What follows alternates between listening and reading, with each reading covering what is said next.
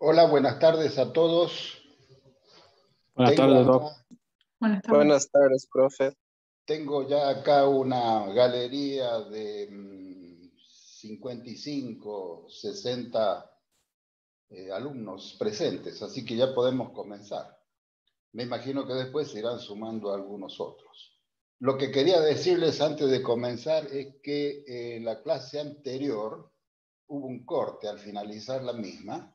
Después que yo terminé de explicar, observar la fotografía de los cristales de ácido úrico, cómo se veían con luz polarizada, desaparecí repentinamente de pantalla. Y seguramente ha sido un problema de conexión de internet o alguna falla que tuve yo con mi mouse o algo así. Lo único que quería decirles al final era un concepto final para cerrar la clase, donde estos pacientes hiperuricémicos están vinculados a al síndrome metabólico. Por ende, son pacientes excedidos de peso, o son arterioscleróticos, o son hipertensos, ¿no es cierto? Por eso la forma de muerte que tienen estos pacientes hiperuricémicos suele ser el infarto agudo de miocardio y el accidente cerebrovascular. Eso es todo lo que quería decirles al finalizar esa clase que quedó interrumpida. Yo les pido mil disculpas, se ve que estoy algo atrasado en el pago de mi cuenta de internet. Algo de eso debe haber sucedido. Bueno, dicho esto, vamos a comenzar hoy a hablar sobre el tema que nos interesa para esta tarde, que vamos a dedicarlo a describir una enfermedad metabólica importante que es la diabetes, trastorno del metabolismo de los hidratos de carbono.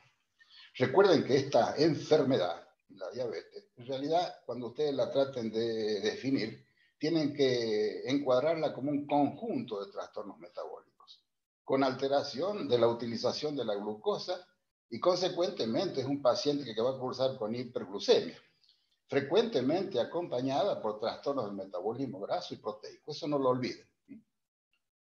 Hay que tener en cuenta que si estamos hablando hoy estamos hablando de pandemia,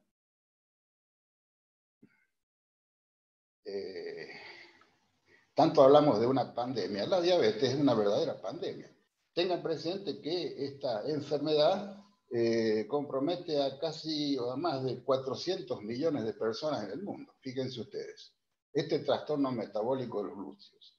Es muy importante, recuerden que no es un trastorno metabólico solamente de los glúteos, sino que va acompañado de un trastorno metabólico graso y proteico también. Para recordar un poco la importancia que tiene la insulina en este tema de hoy, refrescamos un poco lo que sabíamos de fisiología normal. Recuerdan que la insulina tiene tres funciones importantes, entre otras, ¿no? Una que es el transporte de la glucosa y de los aminoácidos a través de las membranas, ¿no es cierto? La segunda es de formar el glucógeno en el hígado y en los músculos esqueléticos. Y la tercera es la conversión de la glucosa en triglicéridos y en la síntesis de ácido nucleico y otras proteínas, ¿no?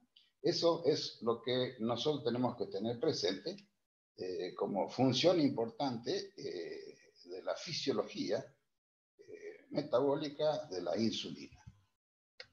Esta enfermedad, la diabetes, se presenta de dos formas, ¿no es cierto? Tiene dos formas de presentación.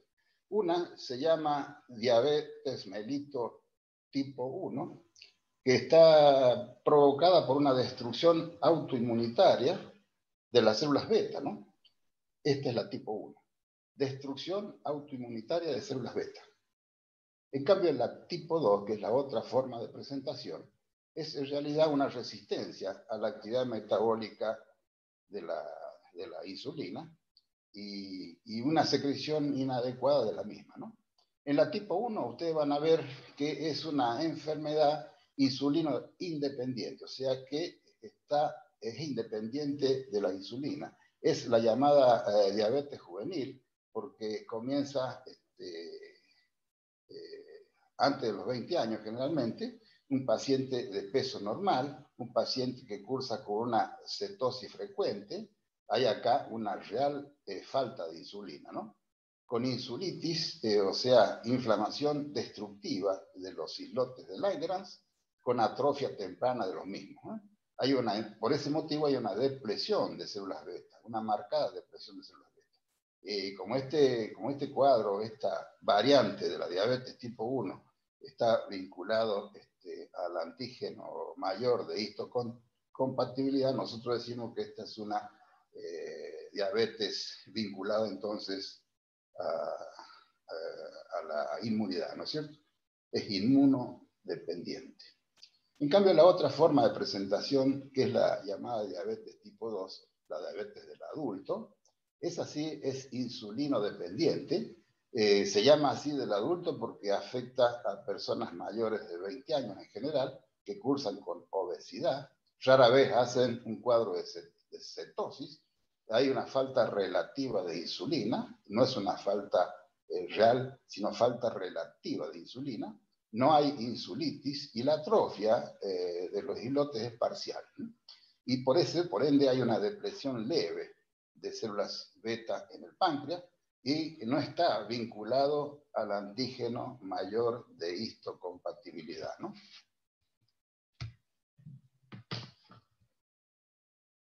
¿Cuál es la clínica de la diabetes? Habitualmente una diabetes descompensada genera una clínica característica que ustedes la conocen ya, que es, por ejemplo, la aparición de polidipsia. Polidipsia es por la pérdida de agua.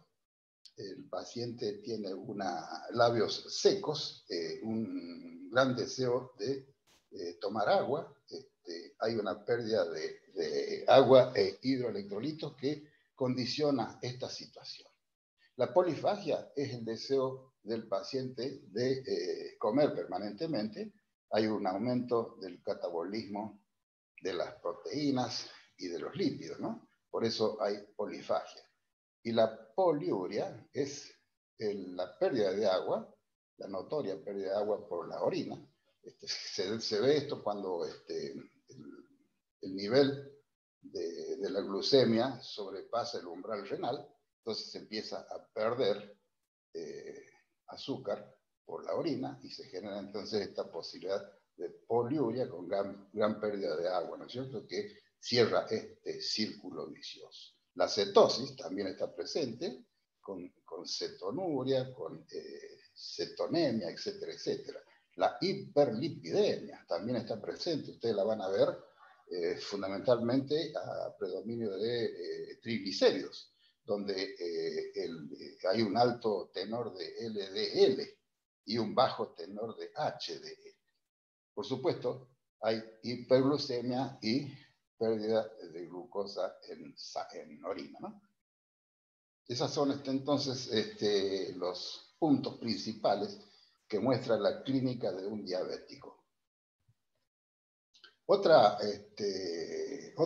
evento que tiene el diabético es la fetopatía diabética, ¿no es cierto? Aparecen en recién nacidos por diabetes materna. Fíjense ustedes en esta fotografía, acá tengo un chico comprometido y acá tengo uno más o menos normal. Fíjense el tamaño que tiene el nacido de una madre diabética.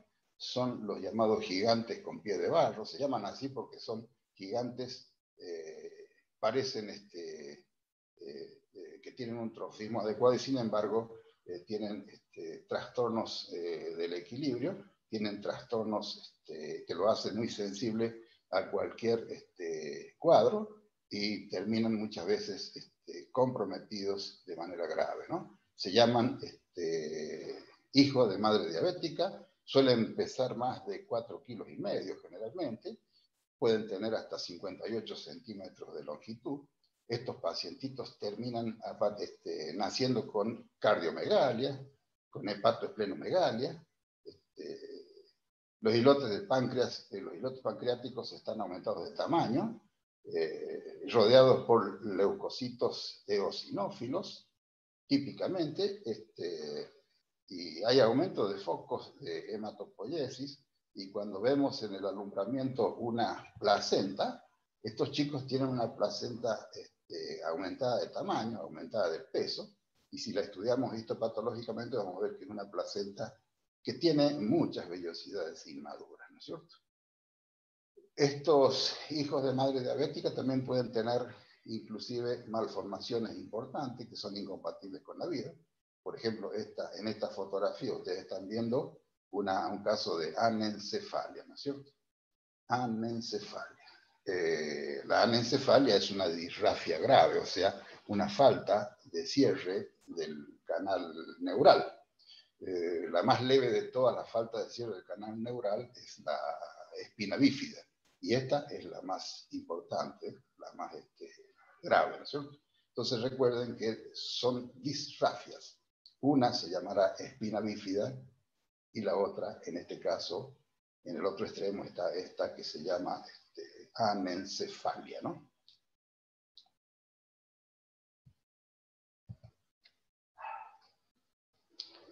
Cuando el paciente tiene una diabetes de larga evolución, descompensada, por ejemplo, más de 15 años de evolución, empiezan a aparecer lesiones vasculares importantes. Las más importantes de las complicaciones son las lesiones vasculares del diabético, ¿no?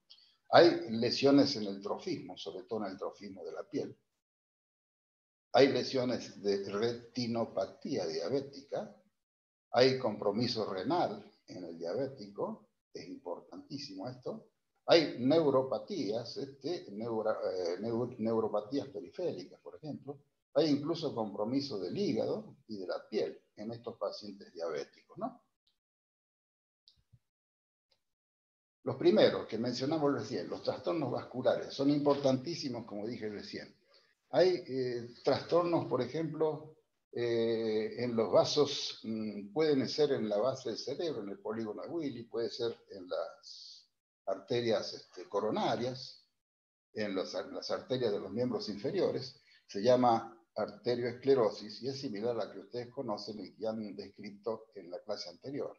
Placas de ateroma, ¿no es cierto?, por arterioesclerosis, que son los culpables muchas veces de isquemias, ya sea totales o parciales, que generalmente desembocan en una alteración trófica importante, con necrosis por gangrena, por ejemplo. El otro hallazgo es la arterioloesclerosis, es fundamentalmente renal. En las arteriolas aferentes y eferentes del glomérulo renal aparecen estas lesiones, sobre todo en la arteriola eferente. Entonces, acuérdense, alumnos, la arterioloesclerosis es otro hallazgo de los trastornos vasculares importantes en el paciente diabético. Estas dos que hemos nombrado son las macrovasculares, las lesiones macrovasculares. Quiere decir que las vemos prácticamente a simple vista. En cambio hay otra, que yo acá la subrayo porque es importante, es la microangiopatía diabética. La microangiopatía diabética yo la subrayo y la hago resaltar ante ustedes porque es una siembra, es una lesión que está sembrada en todo el árbol circulatorio, en toda la microcirculación del paciente. La microangiopatía diabética se ha demostrado que en estos capilares hay tumefacción, hay presencia de anticuerpos beta, hay anticuerpos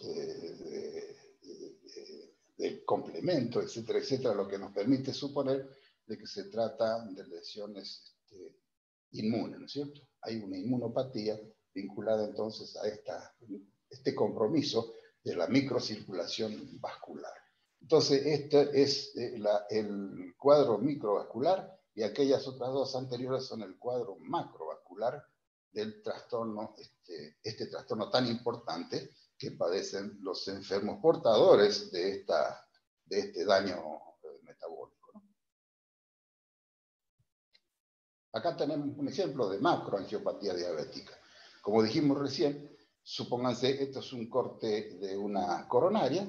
Fíjense, en esta hay una placa ateromatosa, que tiene una zona necrótica central muy importante, con un techo fibroso debilitado, pero ahí está, ¿no es cierto? Es una placa ateromatosa que está comprometiendo gran parte de la luz del vaso arterial de este corazón, ¿no es cierto? Es una arteria coronaria.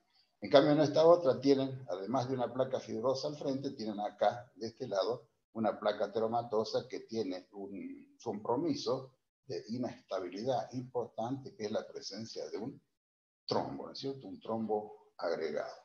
Estos son los ejemplos de macroangiopatía, como lo que mencionábamos recién, ¿no? En cambio, la microangiopatía diabética es la que vemos en la microcirculación, a donde vamos a ver, por ejemplo, a nivel renal, puede ser a nivel de retina, etcétera, ¿no es cierto? Puede haber aumento del grosor de los capilares y puede haber aumento de la matriz mesangial en los glomérulos, ¿no es cierto? Son los dos hallazgos más importantes que tiene esta microangiopatía diabética. Recuérdenla que la microangiopatía diabética es una lesión importantísima, porque, repito, está sembrada en casi toda la economía, en casi todo el árbol microcirculatorio de este paciente diabético, y que nos va a explicar muchos de los cuadros de trastornos tróficos y de trastornos neuropáticos, como el trastorno de la visión y trastornos renales que tiene este paciente, ¿no? Las otras mencionadas son las lesiones tróficas. Las lesiones tróficas, que se ven fundamentalmente en la piel, se ven en el pie diabético, por ejemplo, son lesiones isquémicas, lesiones neurotróficas y lesiones infecciosas. La lesión isquémica es, por ejemplo, por el trastorno de la irrigación vascular, comienza entonces a producirse un foco de necrosis. Esa necrosis, que es una necrosis seca, bien delimitada, se llama isquemia gangrenosa o gangrena seca. Es una lesión típica y característica que aparece en el pie diabético, por ejemplo. Cuando esta gangrena es húmeda, en vez de ser la anterior, cuando es húmeda, estamos suponiendo que esta gangrena se ha complicado con una inflamación, con una infección, ¿no es cierto? O sea, hay dos tipos de gangrena, la gangrena seca y la gangrena húmeda, que la vemos típicamente como lesión isquémica en la piel y en algunas extremidades de los pacientes diabéticos. Después están las lesiones neurotróficas. Las lesiones neurotróficas son también destructivas. Por ejemplo, la artropatía neuropática es la destrucción de la articulación con compromiso de la cápsula, destrucción de las piezas óseas a nivel de la vecindad de la articulación. Se llama entonces artropatía neuropática y es típica de estos pacientes portadores de esta metabolopatía, y son llamadas lesiones neurotróficas por ese motivo. Lo mismo que el mal perforante plantar es también una lesión neurotrófica porque hay un compromiso de la circulación a nivel de la piel, sobre todo se ve en los puntos de apoyo del pie, en la zona del talón, en la cabeza de los metatarsianos, del primero y el quinto metatarsiano, que es el lugar donde apoya el pie sobre el suelo, y genera entonces estas úlceras profundas, destructivas, que se llaman mal perforante plantar. Es una lesión también neurotrófica. Y por supuesto, el paciente está perseguido por lesiones infecciosas. Si hay una microcirculación insuficiente, hay una microangiopatía que está presente siempre en la piel, nosotros vamos a tener que esa microcirculación lo convierte al paciente y a la piel de ese paciente en una víctima propensa a las infecciones, ¿no es cierto? Estas infecciones pueden ser una osteomielitis, también puede ser a gérmenes comunes, por ejemplo, estreptococos, estafilococos, etc. Puede haber una dermatitis también de tipo infecciosa, comprometiendo a la piel del paciente. Son entonces, no lo olviden, alumnos, las lesiones tróficas más importantes que padece este paciente. Cuando hablamos de pie diabético, hay una clasificación de Wagner que la clasifica en grados, de acuerdo a la intensidad de la lesión. Por ejemplo, el grado 1 es una lesión ulcerosa superficial, como la que ven ahí. El grado 2 es una lesión similar a la anterior, pero más profunda, que compromete otros planos. Y el grado 3 ya compromete el plano óseo, osteotendinoso, etcétera, etcétera. Es una lesión ulcerada profunda, distinta a las dos anteriores. El grado 4 es ya cuando hay una isquemia notoria con necrosis de una parte del pie o de los dedos del pie, es una lesión del talón o en la planta, y ya es una lesión gangrenosa limitada, ¿no es cierto? Y ya el grado 5 es una lesión gangrenosa extensa, abarcativa de una gran porción de la extremidad, es el llamado pie diabético por efectos sistémicos agregados, ¿no?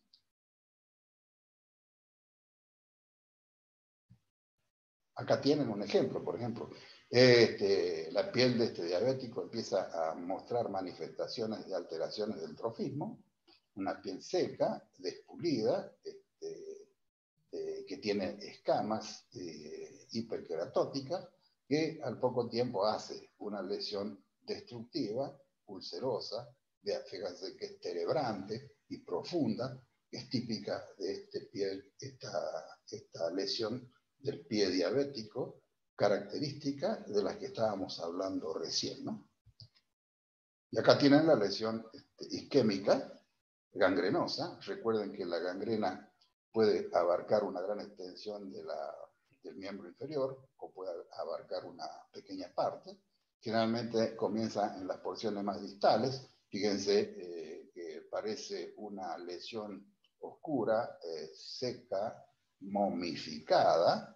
Cuando esta lesión se humedece, quiere decir que se ha complicado por una infección, ¿cierto? O sea, estamos frente a una gangrena seca como el de la fotografía, o estaremos frente a una gangrena húmeda, en el caso de que esté complicada por un cuadro inflamatorio infeccioso. Acá tienen cómo compromete entonces la lesión artropática, compromete a las articulaciones. Fíjense que la artropatía neuropática es destructiva de las articulaciones, que se ven muy frecuentemente acompañando a este pie diabético del que estábamos hablando, ¿no? Y la otra lesión es la que vemos en estos pacientes de larga evolución, descompensados. Generalmente son diabéticos jóvenes que a lo largo de 15 o 20 años empiezan a hacer esta retinopatía diabética. ¿A que no saben quién es el culpable de este cuadro? Por supuesto que es la microangiopatía diabética de la que hablamos, ¿cierto? Esta microcirculación a nivel de la retina es la que produce estos cuadros que son degenerativos y que van avanzando en distintas etapas, ¿no? Se describen típicamente 4 etapas, dos primeras etapas que son no proliferativas y las 2 últimas son proliferativas con desprendimiento de retina y ceguera del paciente. Fíjense acá, tienen las no proliferativas, que son la grado 1 y la grado 2, cuando hay solamente aneurismas, es un grado 1, cuando a esos aneurismas se le suman las hemorragias en flama y los exudados duros, aparece ya el grado 2 de esta retinopatía no proliferativa. Y el grado 3 es ya una retinopatía proliferativa, donde hay un humor vítreo oscuro y turbio por el sangrado, hay crecimiento anormal de vasos sanguíneos, o sea, el oftalmólogo cuando ve el fondo de ojo ve vasos espiralados que son anormales y que nos están hablando entonces de un crecimiento proliferativo de estos vasos, además de las hemorragias de las que hablábamos recién. Y ya la cuarta etapa es la ceguera por desprendimiento de retina, por supuesto. Acá hay más detalle de lo mismo de recién, fíjense, las etapas no proliferativas, donde vamos a encontrar las hemorragias en llama, el exudado y los microaneurismas. Todo por culpa de esta microcirculación alterada causada por esta microangiopatía diabética que está presente no solamente en la retina, sino en muchas otras partes de la economía. Y la otra, que es la retinopatía proliferativa, donde a todo lo anterior se le suma el crecimiento anormal de los vasos sanguíneos con la presencia de vasos espiralados, que a la larga o a la corta van a terminar haciendo un desprendimiento de retina con ceguera del paciente, ¿no? En estos pacientes también podemos llegar a ver glaucomas, cataratas, etcétera, ¿no? Acá tenemos otra imagen con más detalle de lo que es la hemorragia. Algunas hemorragias lacunares, otras hemorragias en llama. Si el oftalmólogo encuentra proliferación de elementos vasculares anormales, ya la tipifica como una retinopatía proliferativa, y si no lo hace, es una no proliferativa todavía. Pero a medida que va evolucionando y va avanzando, el cuadro va a terminar a la larga o a la corta en un desprendimiento de retina con una ceguera parcial o una ceguera total de ese ojo o puede ser bilateral eventualmente. Profe, ¿Sí? ¿esto se puede evitar o no? Bueno, Desprendimiento de la retina, digo. sí, se puede evitar si nosotros lo tomamos a tiempo, sobre todo para el tratamiento del paciente que no se descompense a lo largo de todos estos años, porque es una lesión que evolutivamente lleva varios años, ¿no es cierto? Y para evitar la descompensación del diabético, nosotros vamos a hacer un tratamiento que el paciente, por supuesto, lo tendrá que respetar, cosa que a veces es difícil, ¿no? Pero si no, el paciente va a ir a la ceguera de manera indudable, ¿no? ¿Está claro? Profe, Gracias, profe. tengo una duda, o sea, si el paciente cumple el tratamiento, sería difícil que llegue al punto de quedarse ciego, ¿no es cierto? No, no es nada difícil. ¿Ves? Hay gente que, por más que cumpla con el tratamiento, la enfermedad evoluciona y no La enfermedad lo responde. mismo te puede provocar eso. Claro, esa no era mi duda, si, por ejemplo... No responde de manera adecuada al tratamiento, por más que el paciente lo respete a rajatabla, ¿no es cierto? Pero, ¿Y puede pasar en las dos tipos de diabetes? claro, por supuesto, por supuesto. Gracias, profe. La otra gran lesión que tiene este diabético crónico descompensado es la nefropatía. Eso no lo olviden. Es muy importante la nefropatía que acompaña a este diabético de larga evolución. Cuando hablamos de nefropatía, por supuesto, tenemos que tener presente que la nefrona tiene todos estos componentes histológicos. Entonces, cuando la lesión está afectando al glomérulo, se llamará glomerulopatía diabética. Si está afectando a los túbulos, se llamará tubulopatía diabética. Los túbulos principalmente afectados en esta enfermedad suelen ser los contornados proximales y el asa descendente de Henle, la rama descendente del asa de Henle, ¿no? Después está la patología intersticial, que también está presente. La patología vascular, lógicamente, y se agrega una papilitis necrotizante. Todas esas cosas podemos ver en un riñón afectado por una diabetes de larga evolución y descompensada, lógicamente. Acá tenemos los primeros, la glomerulopatía diabética. Fíjense, la glomerulopatía diabética tiene lesiones patognomónicas y lesiones sospechosas de diabetes. La que les estoy mostrando acá a ustedes es la lesión patognomónica de la diabetes. Patognomónica, que es este nódulo acelular, este nódulo casi esferoidal, acelular y periférico, que se llama nódulo de Kimmel-Wilson. Es una lesión patognomónica de la enfermedad. Toda vez que la encontramos al microscopio, nosotros podemos aseverar que el paciente es portador de un cuadro de diabetes renal, ¿no es cierto? Acuérdense, esta lesión es importante que ustedes la retengan, la tengan presente, porque es patognomónica de la enfermedad. Puede ser uno o pueden ser varios nódulos acelulares periféricos que son esferoidales, fíjense, como este. Esta es la lesión patognomónica de Kimmel-Wilson. Está hecha con una coloración especial. Esto no es hematoxilina eosina, ¿no? La otra lesión que podemos encontrar son la glomerulosclerosis difusa. Esta ya no es nodular, ¿no es cierto? No es tan importante como la anterior, porque esta glomerulosclerosis difusa que están viendo acá ustedes en la imagen es una lesión sospechosa, ¿no? Otras enfermedades pueden cursar con este tipo de hallazgo. No como el nódulo de Kimmester-Wilson, que es patognomónico de la misma. Esta se llama glomerulosclerosis difusa y es una lesión sospechosa de diabetes. También son lesiones sospechosas de diabetes el gorro de fibrina, que es el depósito fibrinoide en la periferia de los elementos vasculares, o también la gota capsular, que es la presencia en la cápsula de Bowman de una proliferación fibroepitelial de manera o de forma semilunar, que también está presente y que son lesiones sospechosas de diabetes. Entonces, repito, la glomerulosclerosis difusa, la gota capsular y el gorro de fibrina son lesiones sospechosas de la enfermedad. Y acá lo tienen, repitiendo lo mismo. Acá tienen ustedes una lesión difusa, una glomerulosclerosis difusa, que nos hace sospechar de un paciente diabético en una biopsia. Y acá, en cambio, tenemos una lesión patognomónica que nos asevera que este paciente está comprometido por una lesión diabética nefropática, ¿no? Está clara la diferencia. Nódulo de Kimmester-Wilson y lesión difusa nefroesclerosis o glomerulosclerosis difusa.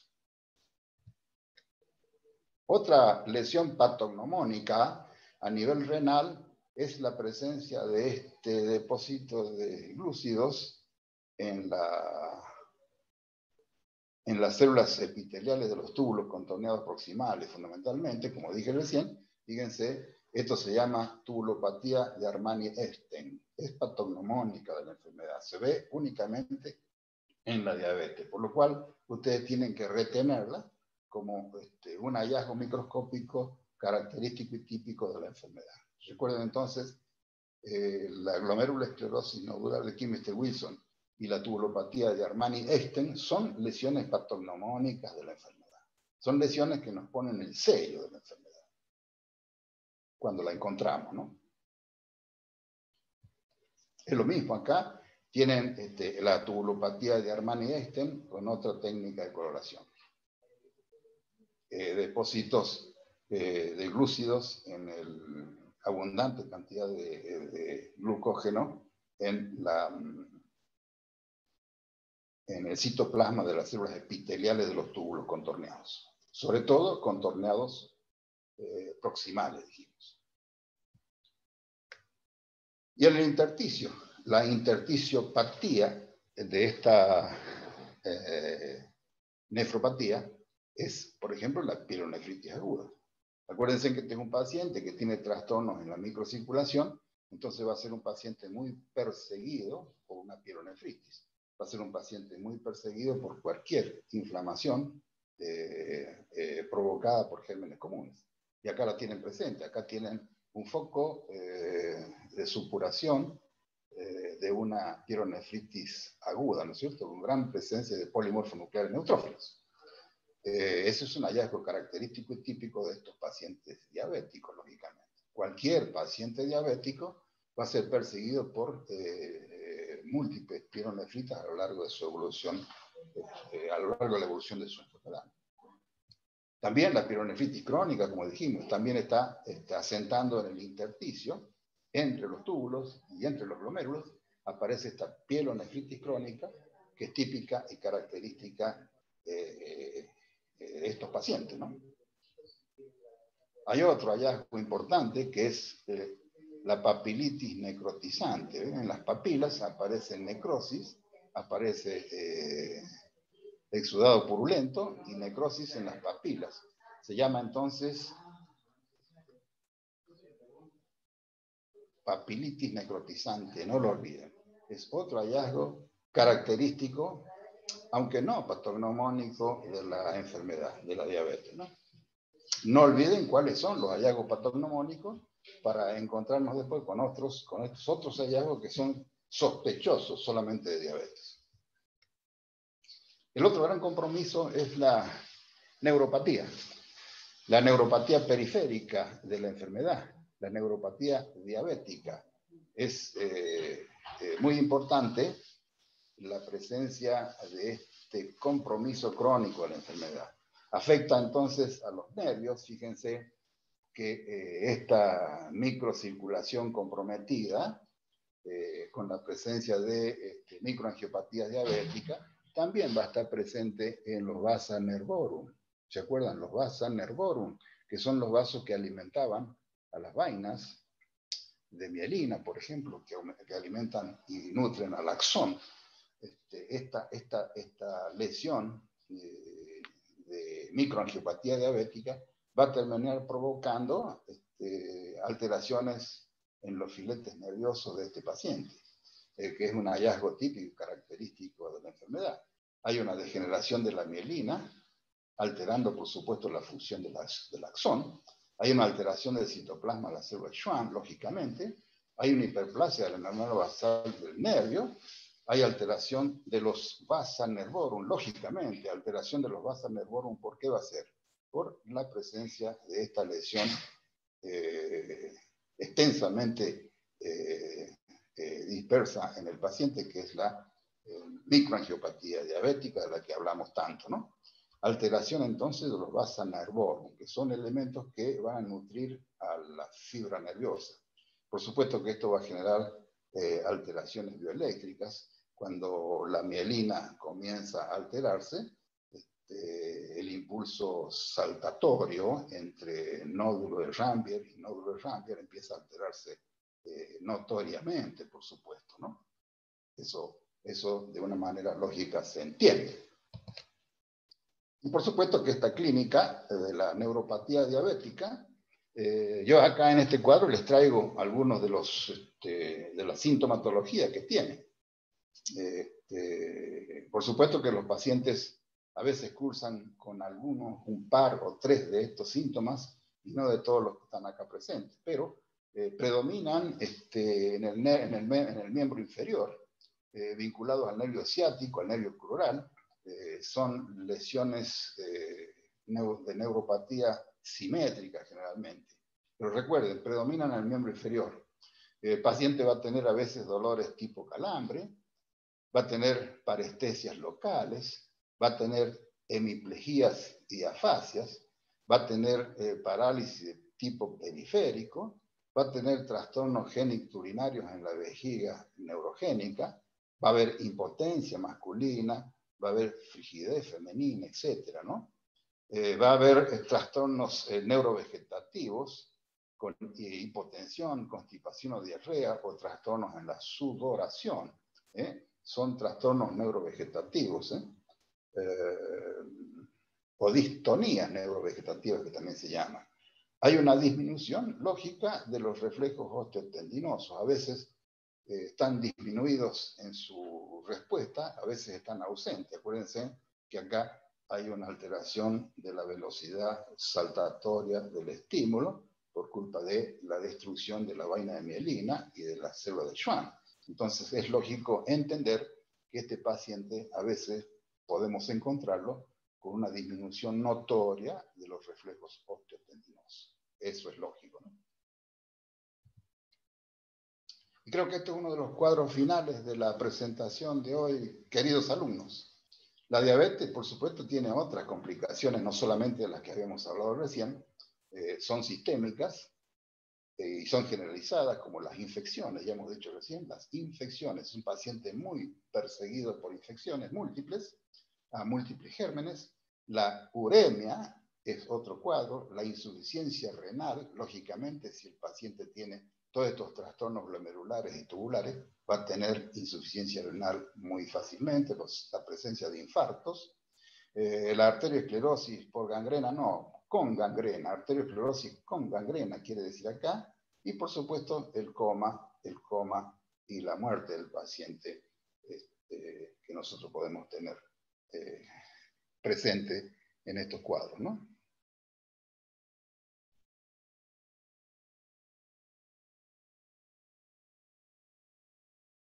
La importancia, entonces, ya para terminar la descripción de esta enfermedad, doctores, ténganla muy presente, la importancia que tiene la diabetes, porque es una enfermedad que junto con la hipertensión, el hábito de fumar y la dislipidemia, genera entonces los 4 factores mayores de riesgo para la arteriosclerosis. Acuérdense entonces que la diabetes, junto con la dislipidemia, junto con la hipertensión y el hábito de fumar, integran entonces los 4 factores mayores de riesgo para arteriosclerosis. De ahí la importancia de esta